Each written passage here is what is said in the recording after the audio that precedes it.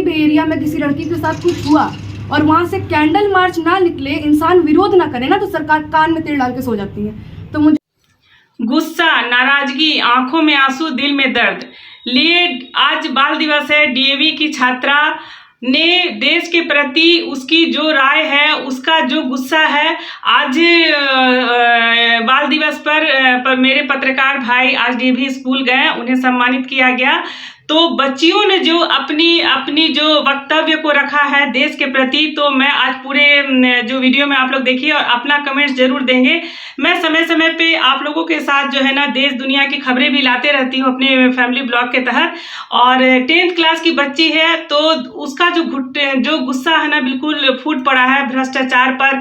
सबसे ज़्यादा जो आजकल जो है ना माँ बाप बस बच्चियों की बस सिंपल ग्रेजुएशन करते हैं, शादी करते हैं और बस शादी करना ही अपना जो है ना फर्ज समझते हैं। लेकिन अब के समय में मैं यही हर माँ बाप से बोलना चाहती हूँ कि अगर आपके पास बेटी है तो बेटी को पढ़ाएं और उसे इतना लायक बनाएं ना कि किसी पे डिपेंड नहीं रहे और अपना जो है ना भार खुद उठा सके। क्योंकि समय समय पर आप देख रहे हैं कि लड़की जलाई जा रही, बहू जलाई जा रही है, तो बहुत सारे ऐसे केसेस होते रहे हैं। और खास करके इस छोटी बच्ची ने जो बात बोली है तो मेरे जो है ना बदन के रोंगटे खड़े हो गए हैं कि आजकल जो बच्चियों के जो रेप होते हैं, तो रेप जब होते हैं तो कैंडल मार्च जलाए जाते हैं और लंबी लंबी जो कतारें बिल्कुल उतर जाती हैं बच्चियों की न्याय दिलाने के लिए। क्योंकि मैं बहुत सारे जस्टिस की भी वीडियो डाल चुकी हूँ, लेकिन मतलब इस बच्ची ने ये भी कहा है कि जब छोटी छोटी बच्चियों से जब रेप होता है, तो जब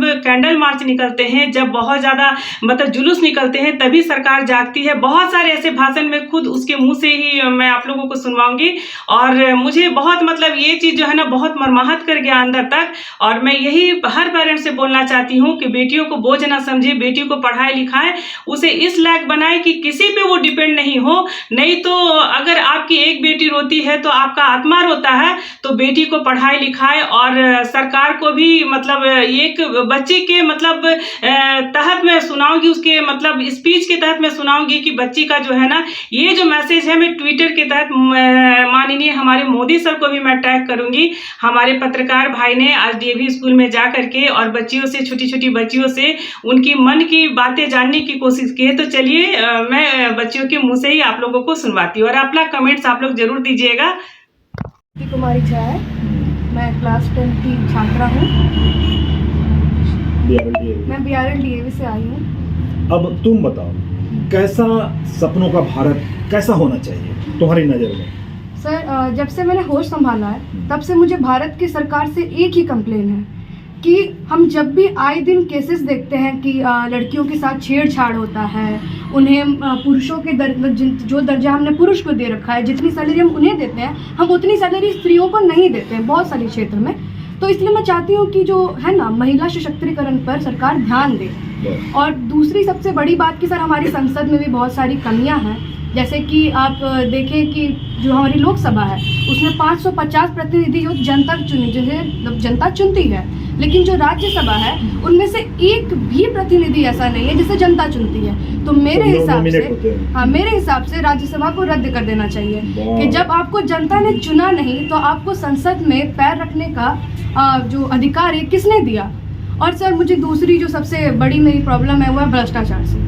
क्योंकि सर देखिए, संसद में जितने नेता बैठते हैं ना वो प्रश्न तो ज़रूर पूछेंगे, जनता के प्रश्न वो ज़रूर पूछेंगे, लेकिन एक चीज़ है कि वो प्रश्न पूछने से पहले जो अपना ज़मीर है ना वो पैसों की तराजू पर तोल देते हैं। वो हमेशा ही अगर कोई इंसान है वो काफ़ी पीड़ित है, काफ़ी दुखी है, वो अपने एरिया के किसी नेता के पास जाता है, पहली बात तो उसे उसके घर में घुसने नहीं दिया जाता। तो मैं उन लोगों को कहना चाहती हूँ, जिस शिखर पर आपको इस नागरिक ने बिठाया है ना, ये आपको औंधे मुँह वहाँ से गिराने की ताकत रखती है। इसलिए अगर आप इज्जत चाहते हैं तो आप इज्जत देना सीखिए। और सर दूसरी बात कि जैसे अभी रेप केसेस वगैरह अभी तो लॉकडाउन के बाद काफ़ी काम में आ गए हैं, लेकिन मैं पूछना चाहूँगी कि जब निर्भया केस हुआ था रात को 10:30-12 बजे तक, तब सरकार कहाँ थी? हम तो कहते हैं कि नहीं भाई हमारी पुलिस बहुत जागरूक है, ऐसे है वैसे है। तो जब वो एरिया जो था इतना शांत तो नहीं था कि जहाँ पर पुलिस जा नहीं सकती। आपने सिर्फ रूल बना दिए, कानून बना दिए, और जब तक सर आप मान लीजिए किसी भी एरिया में किसी लड़की के साथ कुछ हुआ और वहाँ से कैंडल मार्च ना निकले, इंसान विरोध ना करे ना, तो सरकार कान में तेल डाल के सो जाती है। तो मुझे तो सर पहली दिक्कत सरकार से थी, और दूसरा नागरिकों से मुझे बड़ी प्रॉब्लम है। ये लोग क्या करते हैं कि ऐसे तो बड़ा मुद्दा लेकर चलेंगे कि नहीं भाई साफ भारत चाहिए, ये चाहिए, वो चाहिए। सबसे पहले थैली मांगने वाले भी वही नागरिक होते हैं, सबसे पहले कचरा भी वही फैलाते हैं। तो मेरी ये मांग है कि आप लोग न्यूज़पेपर में डालें कि अगर आपको स्वच्छ भारत चाहिए ना, तो पहला कदम आप उठाइए, अपने पड़ोसियों पर ध्यान मत दीजिए। और जो महिलाओं को जिस नज़र से आप लोग देखते हैं ना कि उसकी बेटी ने ऐसा किया वैसा किया, अरे भाई साहब, कभी आप अपने घर की बेटियों को भी देखा करिए। अगर आप ही किसी को जज शर्मा है, मैं कक्षा 8वीं की छात्रा BRM DAV से हूँ। अब बहुत ज़्यादा लंबा नहीं बोलना है, एकदम जो पॉइंट है उस पॉइंट पर ही हम लोग चर्चा करें। दो ही तीन पॉइंट तो हम पूछ रहे हैं। अब तुम बताओ, तुम भी देखते हो कैसा भारत है, भारत अभी कैसा है, पहले कैसा था, और इन फ्यूचर भारत कैसा होना चाहिए। तो सपनों का भारत एज ए स्टूडेंट कैसा होना चाहिए तुम्हारे लिए? सर मेरे लिए एक सपनों का भारत एक लोकतांत्रिक तो वो है, लेकिन सर लोकतांत्रिक सिर्फ भारत नाम का बन के रह चुका है। सर यहाँ पे लगभग अगर आप देखेंगे तो ना यहाँ पे एक इंसान जिसके पास शायद खाने के लिए पैसे नहीं है, ना वो अपना स्वास्थ्य का ध्यान रख सकता है, ना अपने परिवार का ध्यान रख सकता है, और ना ही अपने बच्चों को वो किसी मंजिल पे लाके खड़ा कर सकता है ताकि वो कुछ बन सके। सर हमारे देश में लगभग गरीबी तो बढ़ती ही जा रही है और अमीर लोग अमीर ही बनते जा रहे हैं। सर उसके ऊपर से यहाँ पे बेरोजगारी इतनी ज़्यादा है कि सर मैं बोल नहीं सकती हूँ, क्योंकि सर अगर कोई इंसान रोजगार के लिए तो हमारा सरकार अलग अलग स्कीम लाए जा रहा है, लेकिन पता नहीं स्कीम्स जा कहाँ रहे हैं। स्कीम्स लाए जा रहे हैं सर, हर 2 दिन पे हर टीवी चैनल पे ये डिबेट होता है कि रोजगारी आएगी कब, रोजगारी आएगी कब, लेकिन रोजगारी आ ही नहीं रही है। सबसे बड़ी बात, और शिक्षा, सर शिक्षा तो हर बच्चे का सपना होता है, लेकिन आजकल शिक्षा को छोड़ के हर बच्चा को बाल मजदूरी में घुसा दिया जाता है। लगभग स्त्री और शिक्षा तो बढ़ ही जा रही है सर। अगर आप देखेंगे तो आज भी 90% लोग चाहे बच्चियों को भेज भी दें शिक्षा के लिए, लेकिन सोचते हैं कि पढ़ा लिखा के आखिर इन्हें कुछ काम तो करवाना नहीं है, जाके आखिर में तो इनकी शादी ही करवानी है हमें।